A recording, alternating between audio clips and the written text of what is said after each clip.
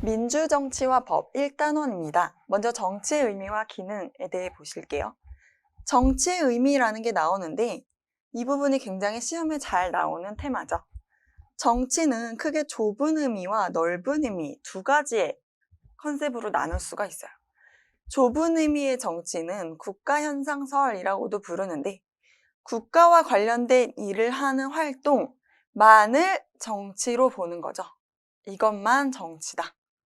나머지는 정치가 아니다 라고 봐요. 국가와 관련된 일을 하는 활동이면 이제 대통령이 하는 일, 국회에서 하는 일 이런 게 정치다라고 보는 거죠. 그런데 두 번째는 넓은 의미의 정치로 보는 입장이 있어요. 여기에서는 어떻게 보고 있냐면 국가와 관련된 일을 하는 활동은 당연히 정치다. 여기에 더해서 다른 것들도 정치다라고 보는 입장이죠. 개인이나 집단 간 이해관계의 대립이나 갈등을 조정 해결하는 과정. 그러니까 우리 일상에서 일어나는 모든 일들도 다 우리가 얘기를 해서 어떤 의견을 도출해내는 과정을 거친다면 그것도 다 정치다라고 볼 수 있다는 입장이죠. 그래서 국가뿐 아니라 일반 집단, 학교나 가정, 회사 이런 곳에서도 다 정치가 나타난다라고 보고 있어요. 그럼 이 두 가지의 관계를 나타내보면 이런 그림이 돼요.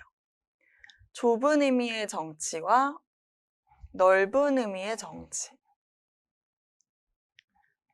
그럼 넓은 의미의 정치는 좁은 의미의 정치가 품고 있는 정치의 영역을 다 포함해서 더 넓은 영역을 말하는 거죠.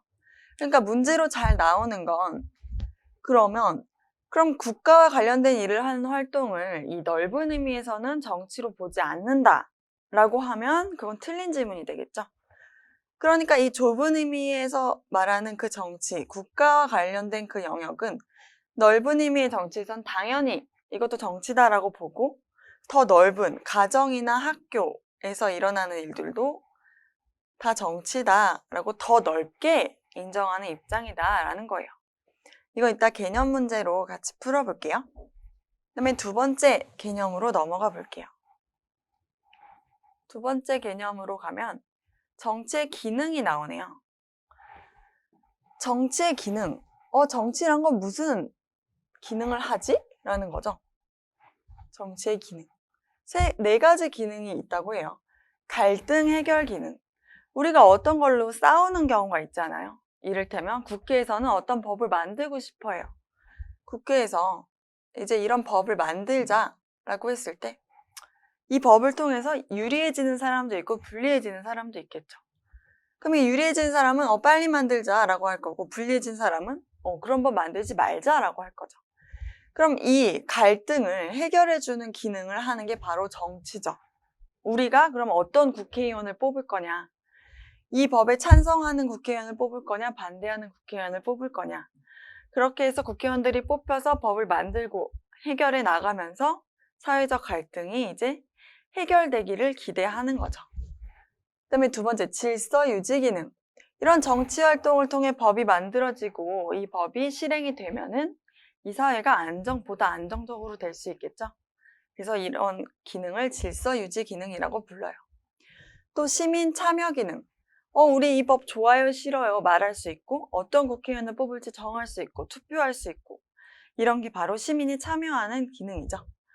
네 번째로는 규범적 기능이라는 것도 있네요. 사회적 조건의 개선을 통해 국민적 함의와 동참을 이룸. 우리가 이제 전체적으로 어떤 방향으로 나아갈 것이냐를 이 정치를 통해서 결정해 나갈 수 있다는 뜻이죠. 이것도 문제를 통해 이따 확인해 보기로 하고요. 일단 법의 이념으로 넘어가 볼게요. 법이라는 게 나오네요. 우리는 바로 정치와 법이라는 단어를 공부하고 있죠. 법이라는 게 있는데 일단 법이 뭔지는 알아야겠죠. 아까 국회에서 법을 만든다고 했는데 우리 사회에는 지금 다양한 법들이 존재해요. 대표적으로 알 수 있는 게 헌법, 민법, 형법 이런 애들이죠. 이런 애들을 통해서 우리가 만들려고 하는 건 우리 사회 생활을 통해서 사람들이 어떻게 살아야 하고 어떤 문제가 닥쳤을 때 어떻게 해결해야 하고 이런 것들을 알 수가 있죠. 이를테면 돈을 빌려줬는데 안 갚았어요. 그러면 돈을 빌려준 사람은 너 갚아. 그럼 돈을 빌린 사람은 내가 왜 갚아야 돼? 우리 민법에 보면 돈을 빌린 사람은 갚아야 된다고 돼 있어. 내가 너 돈 안 갚으면 소송할 거야 라는 거죠. 이 소송을 통해서 재판에 가게 되면 판사가 보고 돈을 빌린 게 맞으면 갚아라 라고 말을 해주죠. 그럼 그때부터는 국가가 강제력을 동원해서 돈을 갚기 싫어도 뭐 월급에서 뺏어간달지, 그 사람이 가진 뭐 집, 자동차를 강제로 팔아서라도 갚게 해준달지, 이런 강제적인 일들을 해줄 수 있는 거죠. 이게 다 가능한 이유는 우리 사회에 법이 있기 때문이에요. 사람을 때리면 안 되죠. 왜 때리면 안 될까요? 우리 형법에서 사람을 때리면 처벌한다, 이런 법률을 정해놨어요. 그래서 만약에 맞은 사람이 있으면 어떡하죠? 고소하죠. 이것도 일종의 소송이에요. 그러면 형사재판을 하는 거죠. 그러면 때린 사람은 좋든 싫든 간에 내가 때린 거에 대해 책임을 져야 되죠. 끝까지 사과도 안 하고 배상도 안 해주면은 합의를 못 보면 벌금을 내던지, 심한 경우에는 감옥에 가던지 하겠죠. 이런 일들이 다 작동이 되는 게 형법, 형사소송법, 이런 법들이 있기 때문에 이렇게 작동이 되고 사람을 때리면 이렇게 귀찮은 일에 다 휘말리게 된다 라는 걸 다 알고 있으니까 하나도 참고 더 안전하게 살아갈 수가 있는 거죠. 이런 그런 법들이 있다고 했을 때 이제 우리가 공부해야 될 거는 법의 이념이라는 거네요. 법이 추구하는 가치가 있다는 거예요. 가치가 크게 세 가지로 볼 수가 있는데, 먼저 정의라는 게 나오네요. 정의, 저스티스죠. 법이 추구하는 궁극적인 이념이에요. 법이 왜 있냐면 정의로운 사회를 만들기 위해 있는 거죠. 모든 사람이 인간으로서 동등한 대접을 받고 노력한 만큼 몫을 얻는 것, 마땅히 지켜야 하는 원칙으로 옳고 그름의 판단 근거로 작용한다 라는 거죠. 두 번째로는 합목적성이라는 게 있어요. 법이 존재하는 이유인데 법이 해당 시대나 국가가 지향하는 목적에 부합해야 한다는 이념이에요. 우리가 이 민법, 형법을 만드는 이유는 우리가 더 안정적으로 잘 살아가기 위한 거죠. 이 시대의 목적을 반영해서 법이 만들어진다는 얘기예요. 그 다음에 세 번째를 볼게요. 법적 안정성이라는 개념이 나와요. 이게 상당히 어렵고도 좋은 개념인데 법이 있음으로 해서 우리가 얻을 수 있는 거예요. 뭘 얻을 수 있냐면 안정성을 얻을 수 있다는 거예요. 아까 돈 빌리는 얘기 했었죠. 그러면 이제 모든 사람은 돈을 빌리면 갚아야 된다는 걸 알고 있어요. 이런 게 어떤 사회의 하나의 질서로 자리 잡은 거죠. 그럼 이 법이 만약에 바뀌게 되면 돈 빌려도 안 갚아도 돼. 이렇게 막 바뀌었다가 다시 법을 만들어서 돈 빌리면 갚아야 돼. 막 이런 식으로 법이 막 바뀌어버리면 사회가 혼란해지겠죠. 돈을 빌리면 갚아야 된다는 이런 대원칙이 자리를 잡아서 한 100년, 200년 꾸준히 이 법으로 기능을 하면 사람들이 다 아는 거죠. 돈 빌리면 갚아야 돼. 형법. 사람 때리면 처벌받아. 이걸 모두가 알고 있으니까 이 사회가 안정적으로 흘러갈 수가 있죠. 그런 게 바로 법적 안정성이라는 거예요. 개인의 사회생활이 안정적으로 보호되어야 하고 법의 권위를 믿고 법에 따라 안심하고 생활할 수 있는 상태가 바로 법적 안정성이에요. 이것도 문제로 잘 나오기 때문에 이따 문제를 풀면서 한번 다시 살펴볼게요. 마지막으로 이 단원에서 볼 개념이 정의에 관한 건데 아까 법의 이념 중에 나타난 그 정의와 같은 거죠. 이 정의는 크게 두 가지로 나눠질 수 있다는 거예요. 평균적 정의와 배분적 정의. 이게 뭐냐면 평균적 정의는 모든 사람을 동등하게 대해야 된다. 이를테면 배고픈 사람 3명이 있다고 하고 밥이 3공기가 있으면 각각 1공기씩 나눠주는 거. 똑같이 나눠주는 게 바로 배분적 정의예요. 평균적 정의예요. 그런데 배분적 정의는 뭐냐면 상대적, 비례적, 실질적 평등이라는 거예요. 아까 3명이 나왔다고 하고 밥도 3가지가 있다고 했을 때 얘는 집에 밥이 아주 많아요. 그리고 방금도 밥 먹고 왔어요. 배불러요. 얘는 배고프고 집에 밥도 없어요. 그리고 집에 가면 식구들도 딸린 식구들도 많아요. 이런 상태라고 했을 때 똑같이 나눠주는 게 아니라 지금 배고픈 사람한테 더 많이 주자 정이다라는 게 배분적 정이라는 거죠. 그래서 상대적, 비례적이라는 말이에요. 그래서 이것도 문제로 자주 나오는 개념이라서 문제를 풀면서 다시 확인해 볼게요. 그러면 이제 대표 문제로 한번 넘어가 볼게요.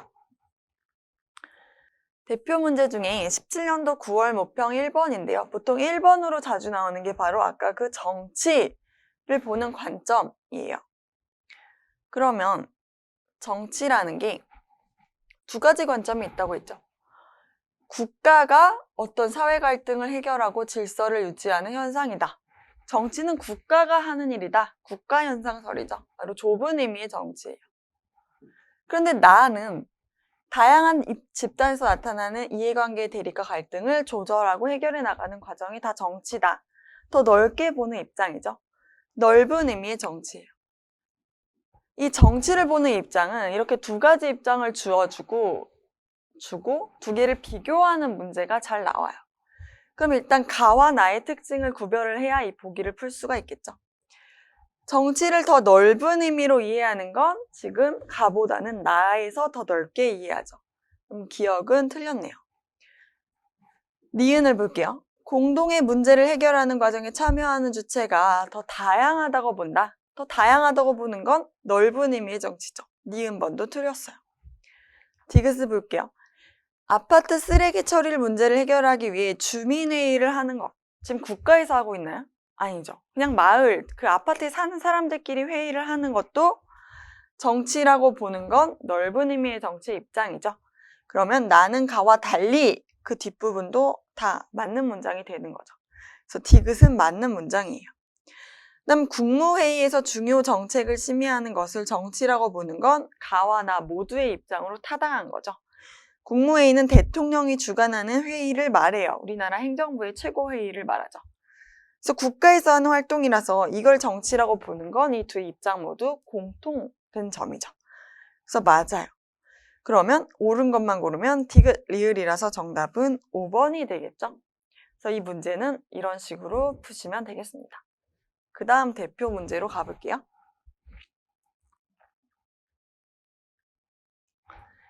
정치의 기능과 관련된 문제인데요.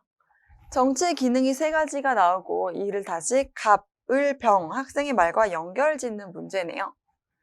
그러면 일단 가나다가 무슨 정치의 기능인지 알아야겠죠. 사회의 이해관계를 조절하는 기능이다. 사회 갈등을 해결하는 기능을 말하죠. 두 번째는 시민 참여 활동이다. 시민이 참여할 수 있게 해주는 기능이죠. 다는 정치의 미래의 비전을 제시하고 규범적 기능을 수행한다. 정치가 어떤 국민을 선도하는 입장에 설 수 있다는 얘기죠. 그럼 이제 갑을병과 연결해 볼게요.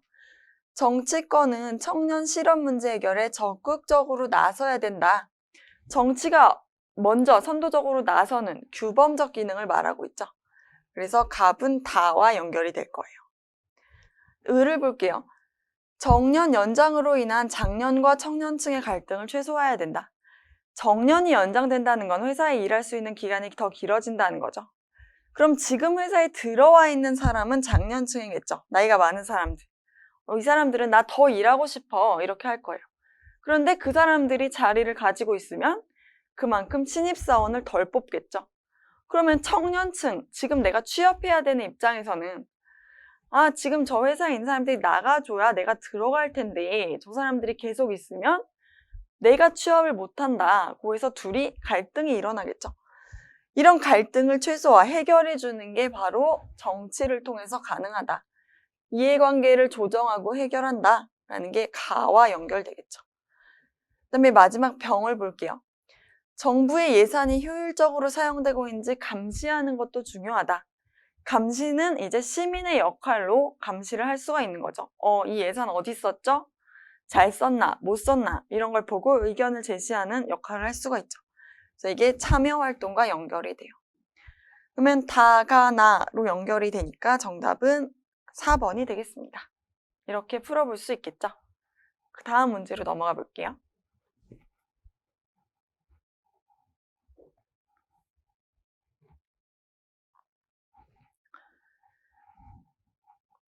이제 법의 이념과 관련된 문제인데요. 법의 이념이 3가지가 나오고 있어요. 그리고 보기와 이제 연결하는 문제인데요. 법 이념 중에서 가를 보게 되면 각자에게 그의 몫을 주라. 같은 것은 같게 하고 다른 것은 다르게 하자. 바로 정의와 관련된 얘기예요. 다 자기 몫을 찾아가는 게 정의로운 거죠. 2번째, 악법도 법이고 정의롭지 못한 법도 무질서보다는 낫다. 법의 역할 중에 질서를 유지하는 기능이 있죠. 법과 질서가 연결되면 이건 바로 법적 안정성과 연결이 돼요. 법이 존재함으로 인해서 국민들이 적어도 질서 있는 사회에서 안정적으로 살아갈 수 있다는 거죠. 4번을 볼게요. 목적은 모든 법의 창조자이다. 민중의 행복이 최고의 법이다. 법을 만드는 이유는 우리가 행복하게 살기 위해서 만든다는 거죠.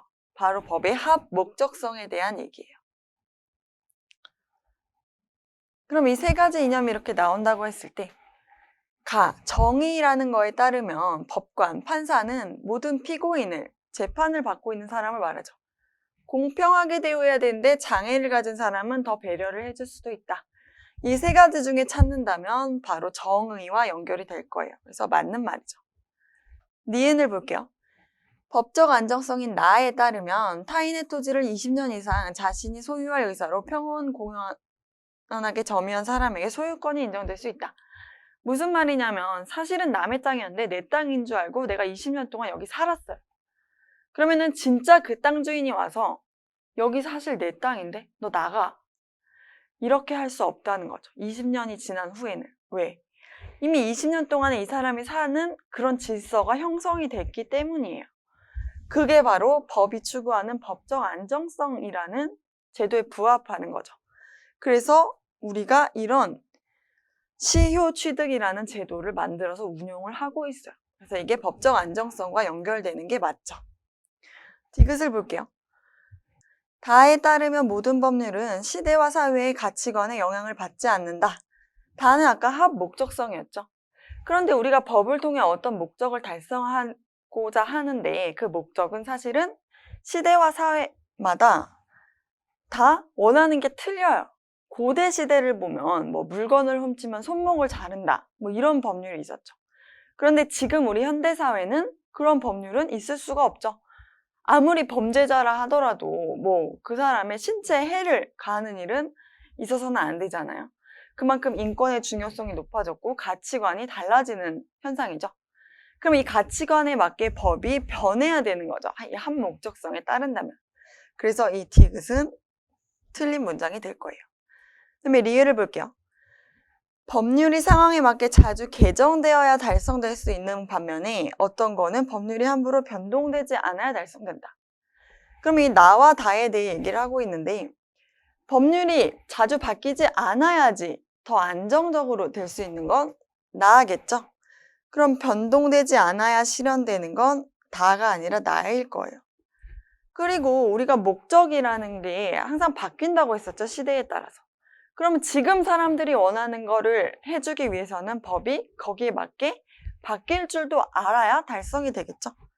그럼 상황에 맞게 개정되어야 달성될 수 있는 건 안정성이 아니라 다. 합 목적성에 관한 가치관이 그렇겠죠.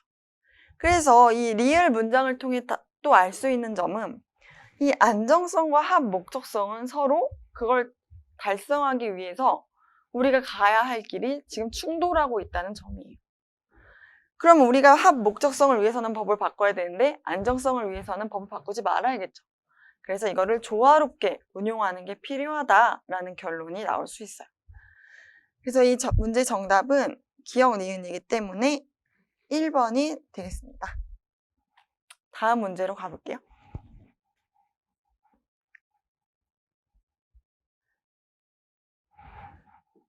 이거 이제 정의에 관한 문제인데요.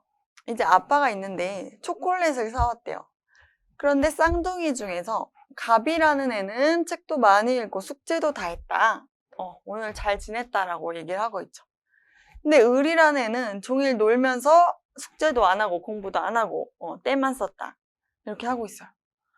그런데 아빠가 뭐라고 하고 있냐면 자, 똑같이 5개씩 나눠줄게 라고 하고 있어요. 숙제를 했냐 안 했냐, 오늘 잘 지냈냐 안 지냈냐에 관계없이 똑같이 대하는 게 이 아빠의 태도가 바로 평균적 정의죠. 근데 여기에다가 갑이 뭐라고 하고 있냐면 내가 더 많이 먹어야 된다. 난 시킨 대로 숙제도 하고 잘 지냈는데 그럼 나 내일부터 숙제 안 합니다. 이렇게 될 수 있는 거죠. 갑이 주장하는 가치관이 바로 배분적 정의예요. 정의는 더 상대적이어야 된다라는 입장이죠. 그럼 원고와 피고에게 증인신문의 기회를 주는 것. 원고와 피고는 지금 재판에서 서로 싸우는 그 상대방을 말해요. 그럼 너도 증인한테 물어볼 수 있게 해주고 너도 증인한테 물어볼 수 있게 해줄게. 똑같이 하고 있죠. 뭔가를 똑같이 해주는 건 평균적 정의예요. 그다음에 니은을 볼게요. 범죄 유형과 정도에 맞게 형벌을 결정하는 것. 똑같이 싸운 사람이 있는데 어떤 사람은 한 대 때리고 어떤 사람은 칼 가져와서 찔렀어요. 그러면 한 대 때린 사람이나 칼 가져와서 찌른 사람이나 똑같이 감옥 3년 동안 가 있어. 이렇게 하면 안 되겠죠. 그 자기가 지은 죄에 맞게 벌을 받더라도 상대적으로 받아야 되는 게 이때는 더 중요해요. 그러면 범죄 유형과 정도에 맞게 형벌을 다르게 결정하는 거죠. 그러면은 서로 다르게 대우하는 거는 바로 배분적 정의죠. 디귿을 볼게요. 자동차는 우측으로 통행한다. 우측으로만 가라. 이거는 누구를 다르게 대하고 있는 게 아니죠. 똑같이 자동차는 다 우측으로 가야 된다 라고 말하고 있죠. 그럼 이건 평균적인 걸 거예요. 리을을 볼게요. 소득과 부담 능력에 따라 세금액을 결정하는 것. 소득에 따라서 우리는 세금이 달라지죠. 똑같이 얼마를 벌던 간에 세금은 10%를 내 이렇게 하지 않고 많이 버는 사람은 더 많이 내 이렇게 하고 있어요. 그럼 이거는 다르게 대하는 거니까 배분적 정의예요. 미음을 볼게요. 근무 성적이 우수한 공무원에게 승진의 특전을 주는 것. 더 열심히 일한 사람에게 더 잘해주고 있죠. 다르게 대하고 있으니까 배분적 정의예요.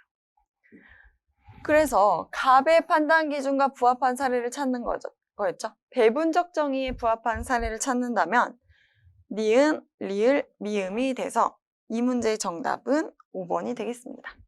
이렇게 문제를 이제 풀어볼 수 있겠죠.